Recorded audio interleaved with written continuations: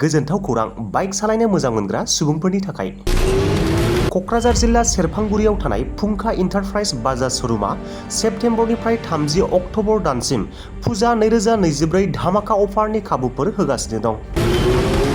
नोंथांमोना सेरफांगुरियाव थानाय फुंखा इन्टारप्राइज बाजाज श'रुमाव खुंफुंजानाय फुजा धामाका अफाराव फैनानै नोंथांनि लुबैनाय बाजाजनि बाइकखौ लांफैनो हागोन।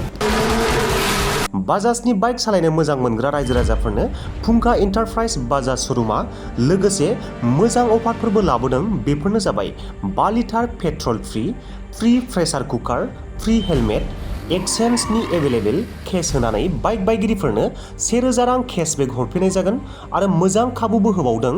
बाइक बायगिरिफोरनो फ्री लटारि कुपन हरनाय जागोन। लटारि कुपनाव जाखाङोब्ला 1 नं वाशिं मेसिन, 2 नं रेफ्रिजारेटर, 3 नं एन्ड्रइड टिभि, 4 नं स्मार्ट वाच आरो 5 एन्ड्रइड फन बेफोर मोनबा प्राइजफोरखौ मोननो हागोन। थाबैनो सुलाद लादो 6003817191 9101598021 आरो 9101547892 जानबुं नम्बराव आबुङै मिथिबावनो थाखाय।